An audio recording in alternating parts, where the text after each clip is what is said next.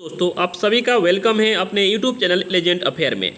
इस वीडियो में हम लोग बिहार एसएससी इंटर लेवल का जीके जीएस का प्रीवियस ईयर का क्वेश्चन देखने वाले हैं। ये पार्ट 2 है। पार्ट 1 नहीं देखे हैं तो आप लोग जाके वीडियो चैनल में पड़ा हुआ है देख सकते हैं। पार्ट 1 में हम लोग 1 से 50 तक क्वेश्चन देखे थे। इसमें हम लोग 51 से क्वेश्चन देखने वाले हैं। 50 क्वेश्चन का सीरीज है, 50 क्वेश्चन इसमें देखेंगे प्रीवियस ईयर का। आप लोग वीडियो को पूरा वॉच कीजिएगा और वीडियो को लाइक कमेंट शेयर कर दीजिएगा। जितने भी न्यू व्यूअर है चैनल को सब्सक्राइब कर लेंगे, ठीक है। आप लोग वीडियो को व्हाट्सएप में ज़्यादातर शेयर कर दें वीडियो के एक बार सभी लोग। चलिए हम लोग स्टार्ट करते हैं। फर्स्ट क्वेश्चन है कि प्रथम बौद्ध संगीत का आयोजन किस राज्य के शासनकाल में हुआ था? अजातशत्रु, कलाशोक, अशोक, कनिष्क। किसके शासनकाल में हुआ था? अजातशत्रु के शासनकाल में प्रथम बौद्ध संगीत का आयोजन हुआ था। याद रखिएगा आप लोग। देखिए, प्रथम बौद्ध संगीत का आयोजन 483 ईस्वी पूर्व में राजगीर में अजातशत्रु के शासनकाल में हुआ था। आप ये भी याद रखिएगा, प्रथम जो बौद्ध संगीत का आयोजन कहाँ हुआ था? राजगीर में हुआ था। कब हुआ था? 483 ईस्वी में हुआ था। और किसके शासनकाल में? अजातशत्रु के शासनकाल में हुआ था। हम लोग क्वेश्चन को पूरा डिटेल में पढ़ेंगे, हर एक क्वेश्चन को। आप लोग वीडियो को पूरा वॉच कीजिएगा, लाइक कमेंट शेयर भी कर दीजिएगा। द्वितीय बौद्ध संगीत कब हुआ था? 383 ईस्वी में हुआ था। कहाँ हुआ था? वैशाली में हुआ था। और वैशाली में कालाशोक के शासनकाल में जो द्वितीय बौद्ध संगीत हुआ था वो कालाशोक के शासनकाल में हुआ था। और जो तृतीय बौद्ध संगीत हुआ था कब हुआ था? 255 ईस्वी में हुआ था। वो पाटलिपुत्र में हुआ था। और सम्राट उस समय कौन थे? अशोक के शासनकाल में हुआ था। और चतुर्थ बौद्ध संगीत ईस्वी प्रथम शताब्दी के कुंडलम कश्मीर में और कनिष्क के शासनकाल में आयोजित हुआ था। याद रखिएगा, पहला जो बौद्ध संगीत हुआ था किसके शासनकाल में? अजातशत्रु का। सेकेंड किसके हुआ था? कलाशोक का। तृतीय किसके में हुआ था? सम्राट अशोक के शासनकाल में। चतुर्थ किसके शासन में हुआ था? कुंडल कश्मीर कनिष्क के शासनकाल में। याद रखिएगा। और फर्स्ट हमारे देखिए, प्रथम बौद्ध संगीत का आयोजन कब हुआ था? 483 में। सेकेंड कब हुआ था? 383 में। थर्ड कब हुआ था? 255 में। और जो हमारे चौथा कब हुआ था? ये हमारे बौद्ध संगीत के प्रथम शताब्दी में कुंडलम में कश्मीर में हुआ था, ठीक है ना। अब ये सारे फैक्ट को आप लोग याद रखिएगा, एग्जाम की दृष्टि से इंपॉर्टेंट है। नेक्स्ट क्वेश्चन है कि निम्नलिखित में से किसको आरबीसी का कब्रिस्तान कहा जाता है? आकृति को, पिलाहा को इंग्लिश में स्प्लेन बोलते हैं, स्प्लेन, और मस्तिष्क को या हृदय को। हम आरबीसी के कब्रिस्तान पिलाहा को बोलते हैं। देखिए आरबीसी के कब्रिस्तान पिलाहा या तिली या स्प्लीन को कहा जाता है। आरबीसी का निर्माण अस्थि मज्जा इंग्लिश में उसे बोन मेरो में होता है। वर्षा में जल की पीएच मान जब से कम हो जाती है, कब कम हो जाती है? जब कम हो जाती है तो वो अम्लीय वर्षा कहलाती है। कब कहलाती है? 5.6 से, 4.5 से, 7.4 से, 6.5 से। देखिए इसका क्या आंसर हो जाएगा? इसका आंसर हो जाएगा 5.6 से। इसमें क्या पूछा है कि वर्षा का जल का जो पीएच मान होता है जब कम हो जाती है, कब होती है? अम्लीय वर्षा कराती है 5.6। देखिए, वर्षा के जल की पीएच मान जब 5.6 से कम हो जाती है तो वो क्या होती है? अम्लीय वर्षा कराती है, ठीक है, याद रखिएगा। धातुओं की राजा किसे कहा जाता है? तांबा को, सोना को, चांदी को, पारा को। तो धातुओं का राजा किसे बोला जाता है? धातुओं का राजा सोना को कहा जाता है। नेक्स्ट क्वेश्चन देखिए, धातुओं के राजा सोना को कहा जाता है। और रसायनों का राजा सल्फ्यूरिक अम्ल का फॉर्मूला क्या होता है? H2SO4 को कहा जाता है, याद रखिएगा आप लोग। नेक्स्ट क्वेश्चन है कि लिथमस विलयन किसमें, जो लिथमस होता है विलयन किससे प्राप्त किया जाता है? पेटूनिया से या हाइड्रोजिसा से या जर्नियम से या लाइकेन से। इसमें क्या हो जाएगा? जो हमारे लिटमस है वो लिटमस जो होता है विलयन किससे प्राप्त किया जाता है? वो लाइकेन से प्राप्त किया जाता है। देखिए, लिटमस विलयन लाइकेन से प्राप्त किया जाता है। और लाइकेन जो है एक कवक तथा शैवाल से मिलकर बनी होती है। आप लोग याद रखिएगा, लाइकेन किससे बना होता है? कवक और शैवाल से मिलकर बनी होती है। और लाइकेन पर्यावरण प्रदूषण का संकेत है। और प्रयोगशाला में प्रयोग होने वाला लिटमस पेपर रोसेला नामक लाइकेन से प्राप्त होता है। ये सारे पॉइंट आपके एग्जाम से इंपॉर्टेंस है। 1857 ईस्वी की क्रांति का शुरुआत कब हुई? 15 मार्च 1857 को, 20 अप्रैल 1857 को, 10 मई 1857 को, 23 मई 1857 को। इसका आंसर क्या हो जाएगा? इसका आंसर हो जाएगा 10 मई 1857 को। कहाँ शुरू हुआ था? मेरठ से शुरू हुआ था। याद रखिएगा, 57 की क्रांति की शुरुआत कहाँ से हुई थी? मेरठ से हुई थी। और BD सावरकर ने 1857 की क्रांति को भारत की प्रथम स्वतंत्रता संग्राम कहा था। आपसे एग्जाम में डायरेक्ट क्वेश्चन आता है कि भारत की प्रथम स्वतंत्रता संग्राम कहा था, किसने कहा था? BD सावरकर ने कहा था 1857 की क्रांति को। नेक्स्ट क्वेश्चन है, वायु में 1 डिग्री सेल्सियस ताप बढ़ने पर ध्वनि का चाल कितनी बढ़ जाती है? 0.61, 0.51, 0.41, 0.31।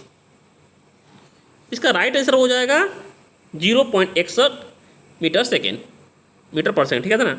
देखिए, वायु में 1 डिग्री सेल्सियस ताप बढ़ने पर ध्वनि की चाल जो है 0.61 मीटर पर सेकंड बढ़ जाती है, और 0 डिग्री सेल्सियस बढ़ने पर वायु में ध्वनि का चाल 322 मीटर पर सेकेंड होती है। दोनों फैक्ट को याद रखिएगा आप लोग। नेक्स्ट क्वेश्चन है, राजकोषीय घाटा का अर्थ क्या है? सरकार द्वारा एकत्रित कुल राजस्व, सरकार की कुल राजस्व और कुल व्यय के बीच के अंतर, सरकार की कुल व्यय, सरकार द्वारा ली गई कुल उधार। क्या हो जाएगा इसका राइट आंसर? राइट आंसर हो जाएगा कि सरकार के कुल राजस्व और कुल व्यय के बीच अंतर, उसको हम क्या बोलते हैं? राजकीय घाटा कहते हैं। याद रखिएगा आप लोग। नेक्स्ट देखिए, सरकार की कुल राजस्व और कुल व्यय के बीच का अंतर को राजकोषीय घाटा कहते हैं, घाटा कहलाता है। याद रखिएगा। नेक्स्ट क्वेश्चन है कि आर्य समाज के स्थापक कौन थे? स्वामी विवेकानंद ने, राजा राम मोहन राय, दयानंद सरस्वती, ज्योतिराव फुले। आर्य समाज के स्थापक कौन थे? दयानंद सरस्वती थे। और आर्य समाज की स्थापना कब की गई थी? आप लोग कमेंट बॉक्स में कमेंट कीजिएगा। देखिए, आर्य समाज की स्थापक स्वामी दयानंद सरस्वती थे। इन्हें वर्ष 1857 ईस्वी में बॉम्बे में आर्य समाज की स्थापना की गई थी। दोनों फैक्ट को याद रखिएगा। वेदों की ओर लौटो का नारा किसने दिया था? स्वामी दयानंद सरस्वती ने ही दिया था। ये सारे क्वेश्चन प्रीवियस ईयर में पूछा हुआ है। कांग्रेस की पहली महिला अध्यक्ष कौन थी? एनी बेसेंट, सरोजनी नायडू, राजकुमारी अमृता कौर, अरुण असफ अली। राइट आंसर क्या हो जाएगा? कांग्रेस की पहली महिला अध्यक्ष पूछा गया है, एनी बेसेंट थी। देखिए, भारतीय राष्ट्रीय कांग्रेस की पहली महिला अध्यक्ष एनी बेसेंट थी। उन्हें वर्ष 1917 में कलकत्ता अधिवेशन में इस पद के लिए चुना गया था। ठीक है। भारतीय राष्ट्रीय कांग्रेस की स्थापक कौन थे? एयू हेमू थे। इसकी स्थापना कब हुई थी? 1885 में राष्ट्रीय कांग्रेस की स्थापना हुई थी। आपसे पूछेगा अध्यक्ष कौन है? विमल चंद्र बनर्जी जी है। भारतीय राष्ट्रीय कांग्रेस की पहले अधिवेशन कब हुआ था? 28 दिसंबर 1885 ईस्वी को। कहाँ हुआ था? बॉम्बे में हुआ था। इसके अध्यक्ष कौन थे? विमल चंद्र बनर्जी थे। भारतीय राष्ट्रीय कांग्रेस के दूसरा अधिवेशन कब हुआ था? 1886 में हुआ था। कहाँ हुआ था? कलकत्ता में हुआ था। इसकी अध्यक्षता कौन कर रहे थे? दादा भाई नौरोजी कर रहे थे। नेक्स्ट है कि भारतीय राष्ट्रीय कांग्रेस की तीसरा अधिवेशन कब हुआ था? 1887 ईस्वी में। वो कहाँ हुआ था? मद्रास में हुआ था। इसकी अध्यक्षता कौन कर रहे थे? बहादुरदीन तिब्बती की थी। और ये भारतीय राष्ट्रीय कांग्रेस की प्रथम मुस्लिम अध्यक्ष कौन था? आपसे एग्जाम में पूछता है कि भारतीय राष्ट्रीय कांग्रेस का मुस्लिम अध्यक्ष कौन थे? बहादुरदीन तिब्बती। ठीक है, रखिएगा। भारतीय राष्ट्रीय कांग्रेस का चौथा अधिवेशन कब हुआ था? 1888 ईस्वी में। कहाँ हुआ था? इलाहाबाद में हुआ था। इसकी अध्यक्षता जज यूले ने की थी और वो भारतीय राष्ट्रीय कांग्रेस की प्रथम अंग्रेज अध्यक्ष। आपसे एग्जाम में डायरेक्ट क्वेश्चन पूछे कि भारतीय राष्ट्रीय कांग्रेस की प्रथम अंग्रेज अध्यक्ष कौन थे? तो आप बोलिएगा जज यूले थे। ये सारे फैक्ट आपके लिए इंपॉर्टेंट है। अब वीडियो को लाइक कमेंट शेयर कर दें। जितने भी न्यू है चैनल को सब्सक्राइब कर लें। महात्मा गांधी ने सन 1930 में सविनय अवाक आंदोलन कहाँ से प्रारंभ किया था? साबरमती आश्रम से, अहमदाबाद से, पोरबंदर से या डांडी से? कहाँ से किया था? डांडी से महात्मा गांधी ने सन 1930 में सविनय अवाक आंदोलन को आरंभ किया था। देखिए कुछ इंपॉर्टेंट पॉइंट।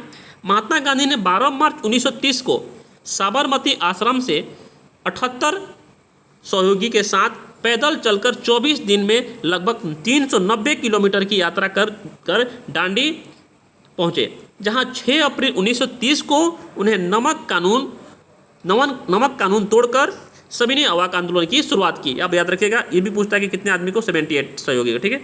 डांडी वर्तमान में गुजरात के नौसरी जिले में स्थित है। आप याद डायरेक्ट क्वेश्चन यहाँ पूछा जाता है कि डांडी वर्तमान में कहाँ है? गुजरात के किसमें है? नौसरी जिले में। कहीं के देखिए जो कहीं के पूछता है कहाँ है? गुजरात में। गुजरात की कहाँ पूछेगा? नौसरी जिले में स्थित है। ठीक है ना। क्वेश्चन टफ बनाने के लिए थोड़ा घुमा के पूछता है, ठीक है ना। निम्नलिखित में से किस आंदोलन की शुरुआत नमक कानून की तोड़ने से हुई थी? असहयोग आंदोलन, भारत छोड़ो आंदोलन, सविनय अवाक आंदोलन, होम रूल आंदोलन।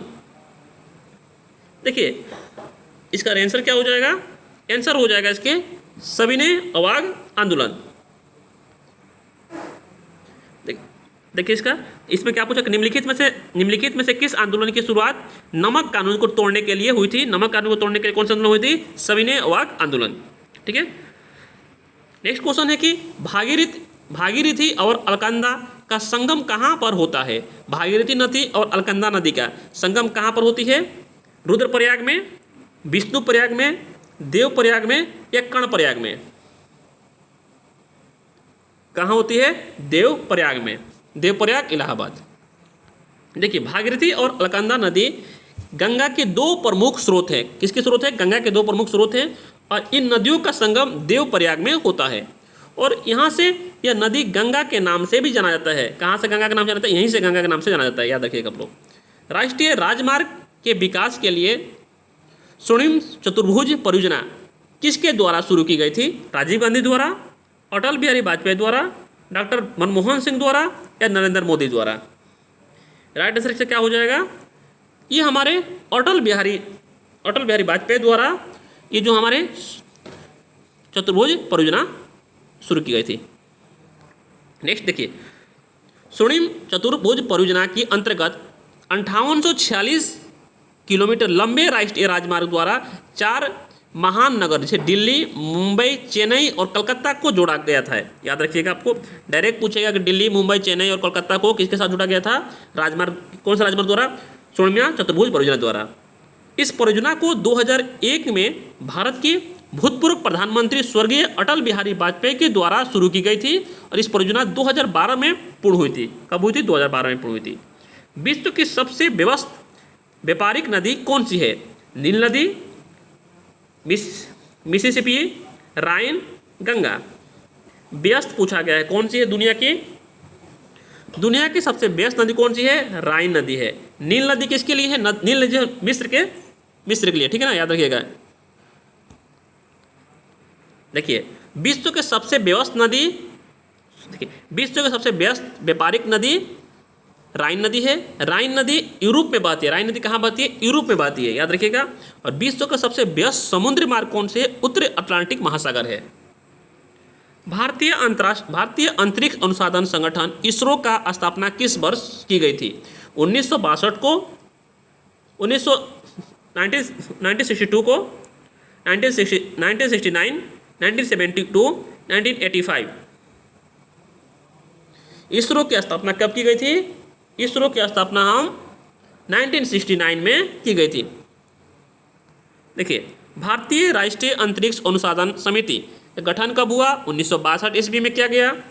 बाद में भारतीय राष्ट्रीय अंतरिक्ष अनुसंधान समिति को पुनर्गठन करके 15 अगस्त 1969 को भारत की अंतरिक्ष अनुसंधान संगठन इसरो की स्थापना की गई। इसरो का फुल फॉर्म क्या होता है? Indian space resource organisation. भारतीय राष्ट्रीय कार्यक्रम की सुचारू रूप से संचालित करने के लिए 1972 में अंतरिक्ष आयोग और अंतरिक्ष विभाग की गठन किया गया तथा इसरो को अंतरिक्ष विभाग का नियंत्रण में रखा गया। याद रखिएगा। देखिए इसरो का फुल फॉर्म क्या होता है? इंडियन स्पेस रिसोर्स ऑर्गेनाइजेशन, भारतीय अंतरिक्ष अनुसंधान संगठन हिंदी में, और इंग्लिश में इंडियन स्पेस रिसोर्स ऑर्गेनाइजेशन। ये फुल फॉर्म भी आप याद रखिएगा। इसरो की स्थापना कब हुई थी? 1969 में हुई थी। इसरो का मुख्यालय कहाँ है? बेंगलुरु में है। ये सारे फैक्ट आपके लिए इंपॉर्टेंट है। भारतीय संविधान में वर्तमान में कुल कितने मौलिक कर्तव्य हैं? मौलिक कर्तव्य पूछा गया है। कितने हैं? 9, 10, 11, 12। कितने मौलिक कर्तव्य हैं वर्तमान में? कुल मौलिक कर्तव्य कितने हैं बताइए आप लोग? 11 मौलिक कर्तव्य है, याद रखिएगा वर्तमान में।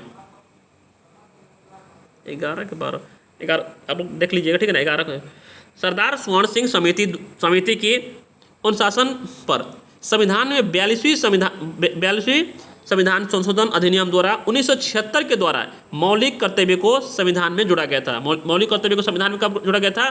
42वीं संविधान संशोधन 1976 को जोड़ा गया। यह संविधान और इसे कहाँ के संविधान से लिया गया है? रूस के संविधान से लिया गया है।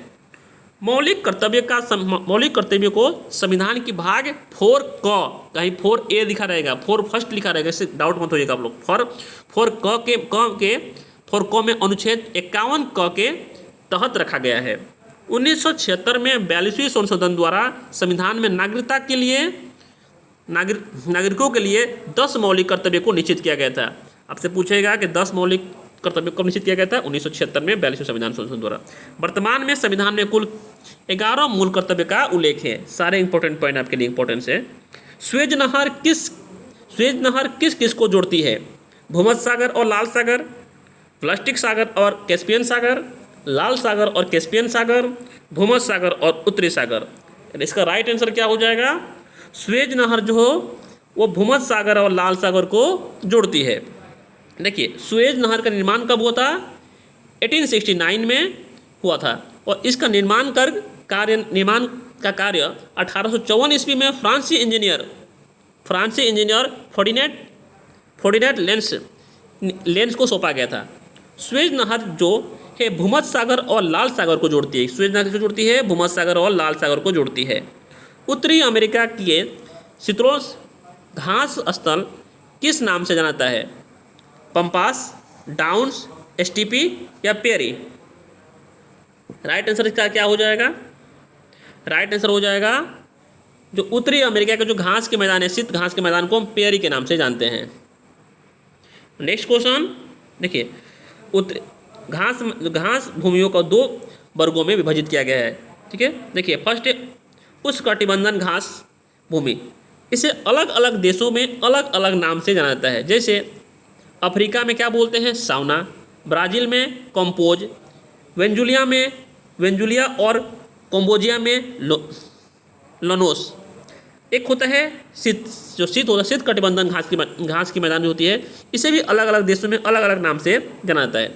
जैसे संयुक्त राज्य अमेरिका में और कनाडा में इसे पेरी, अर्जेंटीना में उरुग्वे और ब्राज़ील में पंपास, दक्षिण अफ्रीका में और वर्ल्ड ऑस्ट्रेलिया में डाउन्स, एशिया, यूक्रेन, रूस और चीन के मैंचूरियन प्रदेश में एसटीपी।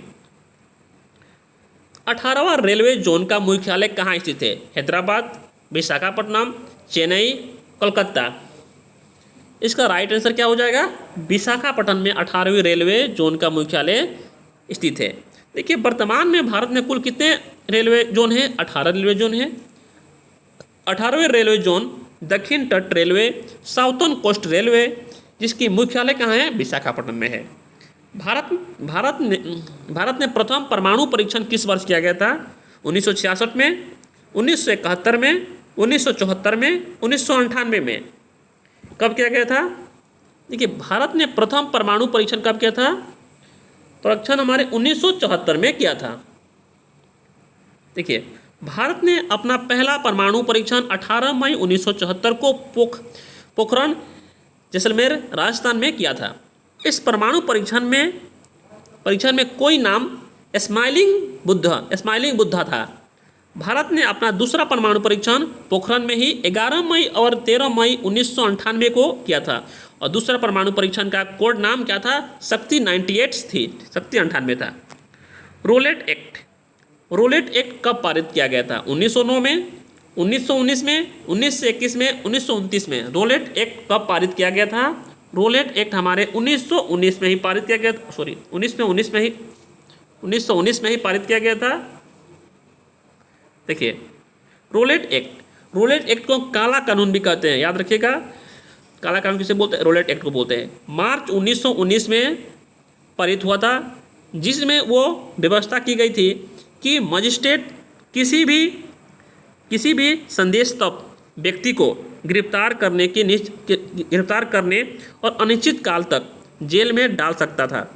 यानी अपने इस अधिकार के साथ ब्रिटिश सरकार किसी भी निर्दोष व्यक्ति को दंडित कर सकता था।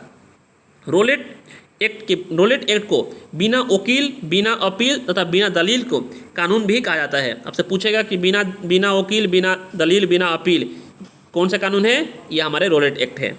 गांधी जी ने इसे काला कानून बताते हुए विरोध किया था। गांधी जी ने किसको काला कानून कहते हुए विरोध किया था? टॉयलेट एक्ट को ही। किस गुणधर्म के कारण पानी से भरे बर्तन में डुबाई गई छड़ी मुड़ी हुई प्रतीत होती है? परावर्तन, न्यूटन की गति के नियम, अपवर्तन कि उत्प्लावन? इसकी राइट आंसर क्या हो जाएगी? इसकी राइट आंसर हो जाएगी अपवर्तन के कारण क्या होती है कि पानी में भरे बर्तन में डूबी हुई छड़ी क्या होती है? मुड़ी हुई प्रतीक होती है। ठीक है। अब देखिए गुरुत्वाकर्षण, नेक्स्ट क्वेश्चन है गुरुत्वाकर्षण नियमों में, गुरुत्वाकर्षण नियमों का प्रतिपादन किसने किया था? एडिसन ने, एडिसन, न्यूटन, फैराडे या आर्किमिडीज? इसका राइट आंसर हो जाएगा, जब भी आपको ग्रेविटेशन के बारे में आएगा, न्यूटन नहीं।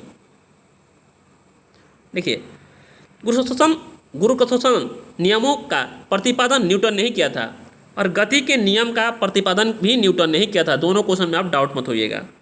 त्वरण की इकाई क्या है?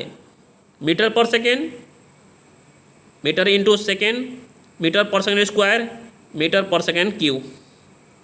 इसकी राइट आंसर क्या हो जाएगी? त्वरण की पूरा क्या है? मीटर पर सेकेंड क्या होता है? स्क्वायर होती है। ठीक है, याद रखिएगा। देखिए कंप्यूटर की मस्तिष्क किसे कहा जाता है? सॉफ्टवेयर, हार्डवेयर, सीपीयू या मॉनिटर? कंप्यूटर की मस्तिष्क किसे कहा जाता है? कंप्यूटर की दिमाग सीपीयू को, सीपीयू का full form central process unit बोलते हैं। तो कंप्यूटर की मस्तिष्क सीपीयू को कहा जाता है, CPU central process unit. Computer का नर्व सेंटर किसको बोलते हैं? कंट्रोल यूनिट को ही कहा जाता है। और कंप्यूटर का जनक किसको बोलते हैं? चार्ल्स बेबेज को कहा जाता है। ये इंपॉर्टेंट पॉइंट आपके लिए है। भारत की सबसे लंबा राष्ट्रीय राजमार्ग कौन सा है? NH-44, NH-1, NH-2, NH-3? लंबा राष्ट्रमार्ग पूछा गया है। लंबा राष्ट्रमार्ग कौन से है? NH-44 जो है भारत की सबसे लंबा राष्ट्रमार्ग है। देखिए वर्तमान समय में भारत का सबसे लंबा राष्ट्रीय मार्ग NH-44 है, जो इसे हाईवे का पुराना नाम NH-7 था और वो राजमार्ग जम्मू कश्मीर के श्रीनगर से शुरू होकर दक्षिण भारत के कन्याकुमारी तक जाता है। और इस राष्ट्रीय राजमार्ग की लंबाई कितनी है? 3745 किलोमीटर। लंबाई भी पूछता है एग्जाम में, 3745 किलोमीटर याद रखिएगा। निम्नलिखित में से कौन सा अम्ल पेट के जीवाणु को नाश करता है? सल्फ्यूरिक अम्ल, हाइड्रोक्लोरिक अम्ल, नाइट्रिक अम्ल? इनमें से कोई नहीं। कौन से अम्ल जो पेट के जीवाणु को नाश करता है? पेट के जीवाणु को नाश करने के लिए हाइड्रोक्लोरिक अम्ल, पेट को नाश करने के लिए, ठीक है, हाइड्रोक्लोरिक अम्ल। देखिए हाइड्रोक्लोरिक अम्ल जो होते हैं इसकी फॉर्मूला क्या होता है? HCl, हाइड्रोक्लोरिक अम्ल। ठीक है, हाइड्रोक्लोरिक अम्ल HCl पेट के जीवाणु को नाश करता है। मानव शरीर में यह आमाशय में पाई जाने वाली छोटी छोटी ग्रंथि से स्रावित होता है और इस ग्रंथि में ऑक्सीटोनिक कोशिका, ऑक्सीनेटिक सेल कहते हैं, इसे ऑक्सीनेटिक सेल भी कहते हैं। प्रकाश संश्लेषण के दौरान प्रकाश ऊर्जा किस ऊर्जा में रूपांतरित होता है? यांत्रिक ऊर्जा में, रासायनिक ऊर्जा में, ऊष्मा ऊर्जा में या विकिरण ऊर्जा में? किस में होता है? ये हमारे रासायनिक ऊर्जा में। क्या बोलते हैं? प्रकाश संश्लेषण के दौरान जो हमारे क्या होती है? प्रकाश ऊर्जा किस ऊर्जा में रूपांतरित होती है? वो रासायनिक ऊर्जा में रूपांतरित होती है। देखिए असम की प्राचीन नाम क्या है? रूपगंगा, कामरूप, स्वरूप, देवरूप? बताइए इसमें क्या हो जाएगा? असम की प्राचीन नाम कामरूप है। देखिए मुंशी जी प्रेमचंद द्वारा लिखित पुस्तक गोदान का प्रकाशन किस वर्ष हुआ था? 1932 को, 1936 को, 1940 को, 1942 को? किस वर्ष हुआ था? जो मुंशी प्रेमचंद द्वारा गोदान किसने लिखा है? मुंशी प्रेमचंद ने लिखा है। और किस वर्ष हुआ था? ये हमारे 1936 में हुआ था। देखिए नेक्स्ट क्वेश्चन है कि लावणी और तमाशा किस राज्य के लोक नृत्य है? तमिलनाडु, कर्नाटक, उत्तर प्रदेश, महाराष्ट्र? कहाँ का है? देखिए महाराष्ट्र का ही लावणी और तमाशा राज्य की लोक नृत्य है। भारत में मीठे पानी की सबसे बड़ी झील कौन सी है? चिल्का झील, बलूर झील, डल झील, समर झील। मीठे पानी की कौन सी है? मीठे पानी की झील बलूर झील है। भारत में पूछा गया, विश्व में नहीं पूछा गया। देखिएगा आप लोग, भारत में मीठे पानी की झील बलूर झील। देखिए भारत में मीठे पानी की सबसे बड़ी झील कौन सी है? बलूर झील। बलूर झील कहाँ है? जम्मू कश्मीर में है, याद रखिएगा आप लोग। बनारस हिंदू विश्वविद्यालय की स्थापना किसने की थी? स्वामी विवेकानंद ने, एनी बेजेंट ने, मदन मोहन ने या पंडित जवाहरलाल नेहरू ने? किसने की थी? मदन मोहन मौलवी ने बनारस हिंदू विश्वविद्यालय की स्थापना की थी। देखिए बनारस हिंदू विश्वविद्यालय की स्थापना मदन मोहन मौलवी ने कब किया था? 1916 ईस्वी में किया था। नेक्स्ट क्वेश्चन है कि सार्क का प्रथम शिखर सम्मेलन कहाँ हुआ था? काठमांडू में, ढाका में, जगर्ता में या नई दिल्ली में? कहाँ हुआ था? कमेंट करें आप लोग। नेक्स्ट राइट आंसर क्या हो जाएगा इसका? सार्क का प्रथम शिखर सम्मेलन कहाँ हुआ था? इसका ढाका में हुआ था, याद रखिएगा आप लोग। देखिए सार्क का फुल फॉर्म होता है south Asian association for regional cooperate. इसका फुल फॉर्म होता है हिंदी में दक्षिणी एशिया क्षेत्रीय सहयोग संगठन। सार्क की स्थापना कब हुई थी? 1985 में हुई थी। और सार्क का सदस्य देश कौन से है? देखिए सार्क का सदस्य भारत, पाकिस्तान, बांग्लादेश, नेपाल, भूटान, श्रीलंका, मालदीव और पाकिस्तान, ये हमारे सार्क की सदस्य देश है। सार्क का मुख्यालय कहाँ है? काठमांडू, नेपाल में। काठमांडू कहाँ है? नेपाल में स्थित है। सार्क का प्रथम शिखर सम्मेलन कब हुआ था? 1985 में। कहाँ हुआ था? ढाका में। ढाका कहाँ है? बांग्लादेश में हुआ है। बांग्लादेश का मुद्रा क्या है? आप लोग कमेंट से कमेंट कीजिएगा। त्रिपिटक निम्नलिखित में से किससे संबंधित है? जैनियों से, बौद्ध से, सिख से, हिंदुओं से? त्रिपिटक किससे संबंधित है? त्रिपिटक जो है बौद्ध से संबंधित है। देखिए बौद्ध धर्म के बारे में हमें विस्तृत ज्ञान त्रिपिटक से ही प्राप्त होती है। त्रिपिटक की संख्या कितनी है? 3 है। एक विनय पिटक, सूत्र पिटक और अभिधामिक पिटक। 3 पिटकों की भाषा क्या है? पाली है। वेद अवेस्ता किसका धार्मिक ग्रंथ है? फरासियों का, यहूदियों का, ईसाइयों का या बौद्ध का? किसका है? ये हमारे फारसियों का है। देखिए क्षेत्रफल की दृष्टि से विश्व में भारत का कौन सा स्थान है? दूसरा, 7वां, 5वां, 10वां? कौन से स्थान है? क्षेत्रफल की दृष्टि से विश्व में भारत की 7वें स्थान है, 7वें रैंक पे है। देखिए क्षेत्रफल की दृष्टि से विश्व में भारत की 7वां स्थान है। क्षेत्रफल की दृष्टि से भारत से बड़े देश कौन से है? रूस है। देखिए भारत तो 7वें नंबर पे है। फर्स्ट पे कौन है? रूस है। सेकंड पे कनाडा है। थर्ड पे संयुक्त अमेरिका है और फोर्थ पे चीन है। 5 पे ब्राज़ील है और 6 पे ऑस्ट्रेलिया है और 7 पे कौन है? ऑस्ट्रेलिया, ऐसे भारत है। जनसंख्या की दृष्टि से विश्व में भारत की दूसरा स्थान है, ठीक है। पहला स्थान पे कौन है? चीन है। लेकिन अब पहला स्थान पे भारत हो गया है, दूसरा स्थान पे चीन हो गया है। जनसंख्या की दृष्टि से चीन को भी फेल कर दिया भाई। प्रोटीन की फैक्ट्री किसे कहा जाता है? माइक्रोकोंडिया, राइबोसोम, लाइसोसोम, इनमें से कोई नहीं। प्रोटीन की फैक्ट्री किसे कहता है? प्रोटीन की फैक्ट्री राइबोसोम को कहा जाता है। देखिए कोशिका में प्रोटीन का संश्लेषण राइबोसोम में ही होती है, इसीलिए इसे प्रोटीन की फैक्ट्री कहा जाता है। माइक्रोकोंडिया को कोशिका का बिजली घर कहा जाता है या पावर हाउस कहा जाता है, कोई भी देखिए दोनों बोला जाता है, ठीक है ना, याद रखिएगा। लाइसोसोम आत्महत्या की थैली किसे बोलते हैं? लाइसोसोम को कहा जाता है। मानव शरीर में गुणसूत्रों को इंग्लिश में क्रोमोसोम कहते हैं। क्रोमोसोम की संख्या कितनी होती है? 46, 48, 49, 50 कितनी होती है? मानव के शरीर में गुणसूत्रों की संख्या 46 होती है। आपको वीडियो अच्छा लग रहा है तो वीडियो को लाइक कमेंट शेयर करें। जितने भी न्यू है चैनल को सब्सक्राइब करें, वीडियो को शेयर करें आप लोग भाई का एक बार सभी लोग शेयर करते हैं अपने अपने ग्रुप में।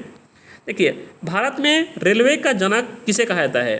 लॉर्ड कैनिंग को, लॉर्ड हार्डिंग को, लॉर्ड हेस्टिंग को, लॉर्ड डलहौजी को?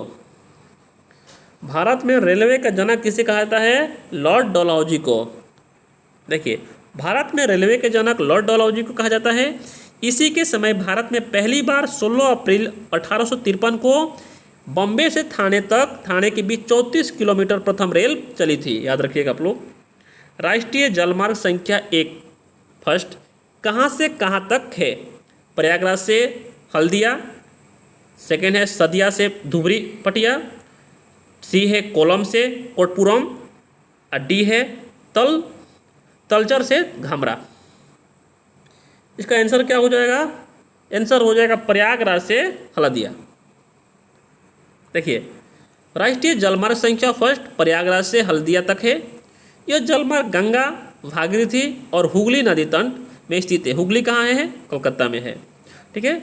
इस जलमार्ग पर स्थित प्रमुख शहर कौन से है? इलाहाबाद, नया नाम क्या है इसका? प्रयागराज है। वाराणसी, मुगलसराय, बक्सर, आरा, पटना, मुंगेर, भागलपुर, प्रका, कोलकाता तथा हल्दिया। ये सारे पॉइंट याद रखिएगा। किसी हवाई जहाज की ऊंचाई मापने के लिए किस उपकरण का प्रयोग किया जाता है?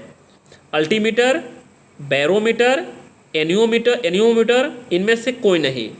हवाई जहाज की ऊंचाई मापने के लिए किस यंत्र का प्रयोग करते हैं? हवाई जहाज की ऊंचाई नापने के लिए अल्टीमीटर का प्रयोग करते हैं। देखिए, किसी हवाई जहाज की ऊंचाई मापने के लिए अल्टीमीटर का प्रयोग किया जाता है। और बैरोमीटर, इसकी वायु दाब को मापने के लिए बैरोमीटर का प्रयोग किया जाता है। और एनियोमीटर क्या होती है? सबसे हवा की गति मापी जाती है। हवा गति किससे नापी जाती है? एनिमोमीटर से नापी जाती है। वर्षा की बूंद गोलाकार क्यों होती है? गुरुत्वाकर्षण के कारण, पृष्ठ तनाव के कारण, वातावरण घर्षण के कारण या संयंत्र के कारण? वर्षा के बूंदें गोलाकार क्यों होती है? पृष्ठ तनाव के कारण वर्षा की बूंदें गोलाकार होती है। आँख के रेटिना पर प्रतिबंध होता है, कैसा होता है? वास्तविक और उल्टा, सीधा खड़ा और वास्तविक, आभासी और सीधा उल्टा, सीधा खड़ा, कि बड़ा हुआ और वास्तविक। क्या हो जाएगा इसका आंसर? इसका आंसर हो जाएगा आँख के रेटिना पर प्रतिबंध वास्तविक और उल्टा होता है। देखिए, मोटर वाहनों में पश्चात दर्पण जो होती है साइड मिरर के रूप में कौन सा दर्पण उपयोग होता है? जो हमारे मोटर वाहन की जो साइड मिरर में कौन सा दर्पण उपयोग होती है? गोलीय, अवतल, उत्तल, समतल। कौन सी? उत्तल का होती है। ठीक है। दूरदृष्टि के लिए भी उत्तल होता है, नज़दीक के लिए कौन होता है? अवतल होता है। दोनों याद रखिएगा। नेक्स्ट क्वेश्चन, मोटर वाहनों में पीछे की दृश्य देखने के लिए साइड मिरर के रूप में उत्तल दर्पण, उसे इंग्लिश में कन्वेक्स मिरर का उपयोग किया जाता है। आँख, कान, नाक और दांत के डक्टर के द्वारा गाड़ी के हेडलाइट में सोलर कुकर में और दाढ़ी बनाने में अवतल दर्पण का उपयोग किया जाता है। याद रखिएगा आप लोग, आँख, कान, नाक, दांत डॉक्टर के द्वारा और गाड़ी के हेडलाइट में। देखिए, साइड मिरर में जब बोलेगा तो भाई उत्तल होता है, याद रखिएगा। गाड़ी के हेडलाइट में और सोलर कुकर में और दाढ़ी बनाने वाले में अवतल दर्पण का प्रयोग करते हैं। उसे इंग्लिश में कनकेव मिरर बोलते हैं और उत्तल को हम कन्वेक्स बोलते हैं। नेक्स्ट क्वेश्चन है कि भारत की जनसंख्या इतिहास में किसे महान विभाजन वर्ष कहा जाता है? 1901, 1911, 1921, 1931। किसे कहा जाता है? 1921 को कहा जाता है। देखिए, 1911 से 1921 के दौरान भारत में जनसंख्या की दशकीय वृद्धि ऋणात्मक -0.31 हो गई थी, जिसको परिणाम स्वरूप इस दशक में भारत में जनसंख्या के 77 लाख की कमी आई थी। इसीलिए 1921 में 21वीं को महान विभाजक की संज्ञा दी गई है। ये पॉइंट को एग्जाम में याद रखिएगा आप लोग। नागालैंड की राजकीय भाषा क्या है? नागालैंड की राजकीय भाषा क्या है? नागालैंड की राजकीय भाषा अंग्रेजी है। देखिए, नेक्स्ट क्वेश्चन है कि राणा टिग्रिना किसका वैज्ञानिक नाम है? मेढक का, कुत्ता का, बिल्ली का, इनमें से कोई नहीं। ये साइंस से क्वेश्चन है भाई।